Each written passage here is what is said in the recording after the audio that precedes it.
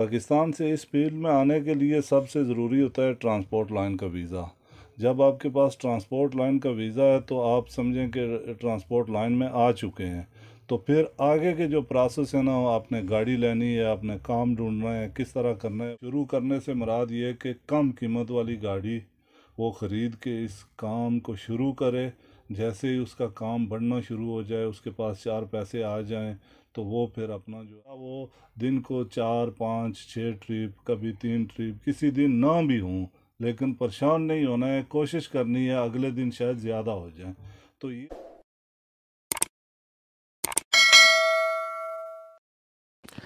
बिस्मिल्लाहिर्रहमानिर्रहीम। अस्सलाम वालेकुम। कैसे हैं आप व्यूवर्स? उम्मीद करते हैं कि आप बिल्कुल खैर से होंगे। तो जैसा कि आपने हमारी पिछली वीडियोस को बहुत पसंद किया, हमें बहुत अच्छा लगा। तो अंकल जी, हम आपके पास पहले भी हाज़िर हुए थे आपसे।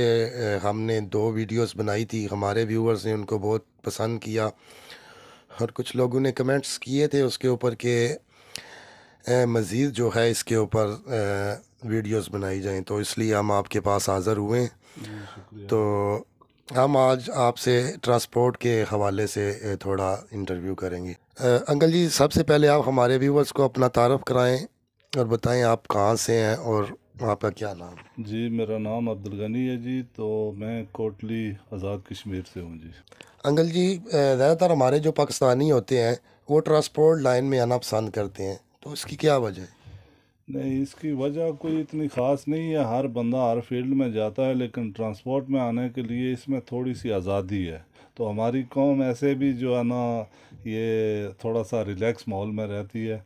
तो इसमें आज़ादी है कि आपने ट्रांसपोर्ट लाइन में हैं तो आपने एक ट्रिप लगाया, दो ट्रिप लगाए, और उसके बाद आप इजी हो जाते हैं। फिर दूसरा जब कॉल आएगी तो उसके बाद जाते हैं, इसलिए इस लाइन में ज़्यादा आते हैं। और इसकी एक और मेन वजह है कि हमारे इस फील्ड में आने वाले ज़्यादातर लोग जो है ना, वो ड्राइवर लाइसेंस जब ले लेते हैं उसके बाद कोई इतनी ज़्यादा तालीम नहीं होती है। तो इसमें थोड़ा सा आसानी है, एक तो पैसे भी ज़्यादा हैं, दूसरा आसानी से जो है ना वो ट्रांसपोर्ट लाइन में काम शुरू कर सकते हैं। मतलब यहाँ से लोड किया, दूसरी जगह उतारा, वहाँ से फिर दूसरी जगह के लोड किया, दो तीन लोड लगा दिए, तो बस वो आराम से फिर सो भी जाते हैं, खाना खाते हैं। इजी, मतलब आसान काम है। आसानी की वजह से इस लाइन में ज़्यादातर लोग आते हैं।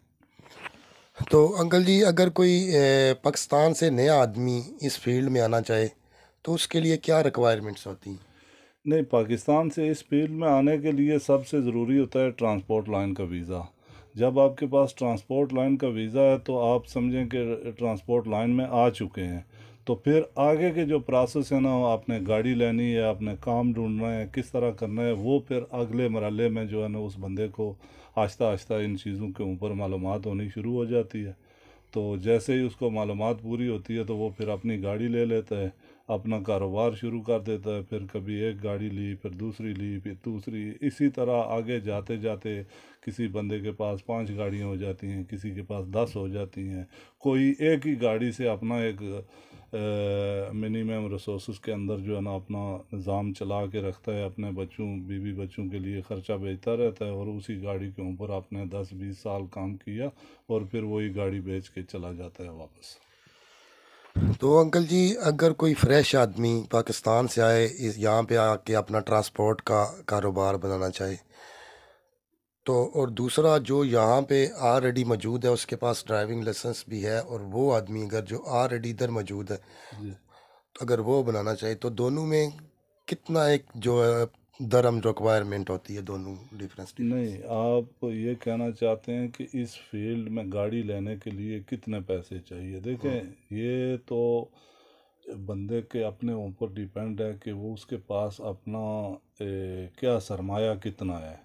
तो कम से कम 20,000 और 25,000 के बीच में अगर उसके पास 20 और 25 हज़ार दिरहम हों तो वो इस लाइन में शुरू कर सकता है। तो शुरू करने से मुराद ये है कि कम कीमत वाली गाड़ी वो ख़रीद के इस काम को शुरू करे। जैसे ही उसका काम बढ़ना शुरू हो जाए, उसके पास चार पैसे आ जाएं, तो वो फिर अपना जो है ना आगे अच्छी गाड़ी ले ले, बड़ी गाड़ी ले ले, जिस तरफ वो जाना चाहे। वो कम पैसों से शुरू किया तो जब उसके पास पैसे आ जाएंगे तो वो फिर अपनी सोच के मुताबिक वो उस काम को बढ़ाना शुरू कर देगा। भले वही गाड़ी डबल कर ले, मतलब जो गाड़ी पुरानी उसके पास है ऐसी एक और पुरानी ले ले। अगर उसके दिल में ये है कि आज मेरे पास चार पैसे हैं तो मैं थोड़ी नई गाड़ी ले लेता हूँ, वो इंस्टॉलमेंट के ऊपर ले लेता है। तो आहिस्ता आहिस्ता फिर 2-3 साल 4 साल में जब इंस्टॉलमेंट ख़त्म हो जाएगी तो उसके पास गाड़ी भी नई हो जाएगी और अपना जो है ना रोज़गार भी अच्छे से वो चला सकता है जी।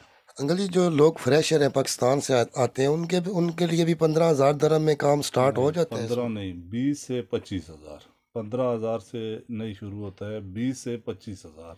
20 से 25 हज़ार में उसको ट्रांसपोर्ट का वीज़ा भी हो जाएगा और कम कीमत वाली छोटी गाड़ी लेके वो अपना इस फील्ड में इन हो जाएगा। तो आहिस्ता आहिस्ता 2 महीने में, 3 महीने में, 4 महीने में वो फिर पहले 100 दिरहम कमाना शुरू करेगा, फिर 150 कमाना शुरू करेगा, फिर 200, फिर 300 तक भी जा सकता है अगर मेहनत करे। अगर घर में बैठा रहे, किसी के साथ रब्ता ना करे, तो वो फिर वो जो 20 से 25 हज़ार उसने लगाया है वो भी डूब जाएंगे उसके, मतलब उसमें से उसको कुछ फ़ायदा नहीं होगा। अगर मेहनत करे तो काम है, अगर मेहनत ना करे तो मेहनत जो जिस मुल्क में भी जाएगा, अगर कोई आदमी पाकिस्तान में है वहाँ मेहनत करता है तो वहाँ भी उसका रोज़गार अच्छा बन जाएगा। अगर यहाँ आके मेहनत करेगा तो यहाँ मतलब पाकिस्तान की बनिस्बत वो दुगने पर चला जाएगा, तिगने पर चला जाएगा, इस तरह वो आगे आगे जाता जाएगा जी।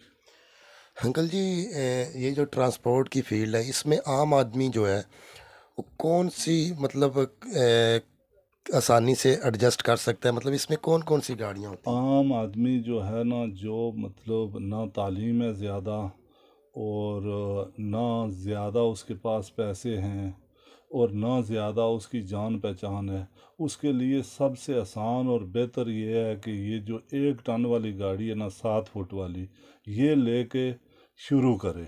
जब ये लेके वो शुरू करेगा, इसमें 20 से 25 हज़ार में उसका काम भी हो जाएगा और आसानी से इस लाइन में आपने ना किसी जगह में अरबी बोलनी है, ना किसी जगह में इंग्लिश बोलनी है, ना कुछ ज़्यादा लंबे चौड़े जैसे इंटरनेट में जाना है, ये ऐड करनी है, वो ऐड, कुछ भी नहीं है। सिंपल सा है, किसी भी बिल्डिंग मटेरियल की दुकान के बाहर गाड़ी खड़ी कर ले, वहाँ से कोई आदमी जो सीमेंट ख़रीदता है, सरिया ख़रीदता है, लकड़ियाँ ख़रीदता है, तो वो अपनी गाड़ी में लोड करेगा उस बंदे के साथ बात करके, तो उसका वो एक ट्रिप हो जाएगा। फिर वापस आएगा आधे घंटे में, 40 मिनट में, 1 घंटे में उसका ये पहला ट्रिप ख़त्म हो गया, फिर दूसरे के लिए। फिर उसी तरह वो दिन को 4 5 6 ट्रिप, कभी 3 ट्रिप, किसी दिन ना भी हों, लेकिन परेशान नहीं होना है, कोशिश करनी है अगले दिन शायद ज़्यादा हो जाए। तो ये सब से जो आम आदमी है ना, उसके लिए ये आसान तरीन काम है अगर करना चाहे तो। अच्छा अंकल जी, नौजवान नस्ल के लिए कोई मैसेज जो दुबई में आना चाहते हैं? नौजवान नस्ल के लिए यही मैसेज है, अगर दुबई में आते हैं, सऊदीया में जाते हैं, कुवैत में जाते हैं, कतर में जाते हैं, किसी भी मुल्क में जाते हैं, तो उस मुल्क के जो कानून हैं उनको फॉलो करें और ईमानदारी और सच्चाई न छोड़ें। ये दो चीज़ें किसी भी मुल्क में आप जाएं, ये वहाँ पर ज़रूरी है।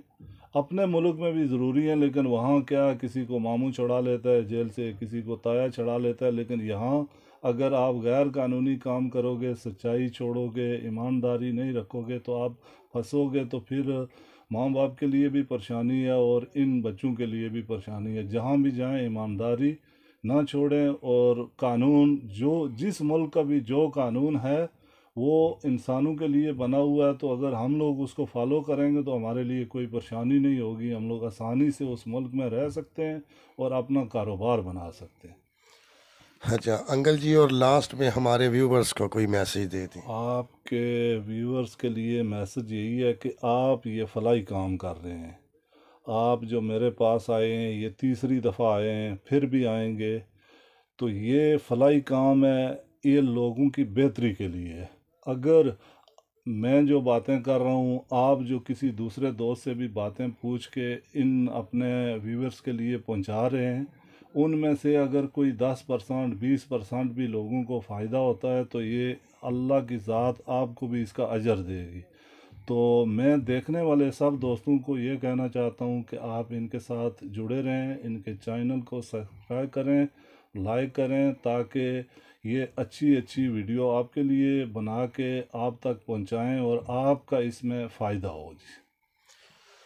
तो व्यूवर्स, जैसा कि आपने देखा और सुना, हमने अंकल जी का इंटरव्यू किया।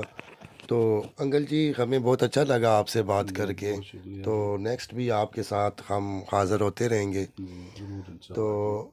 व्यूवर्स, अगर आपके ज़हन में कोई भी सवाल हो तो हमें कमेंट्स बॉक्स में ज़रूर बताइएगा। हम कोशिश करेंगे उस टॉपिक पे ऊपर वीडियो बनाने के लिए। तो मुझे और मेरे चाचू जी को इजाज़त दीजिए। मिलते हैं नेक्स्ट व्लॉग के साथ। अल्लाह हाफ़िज़।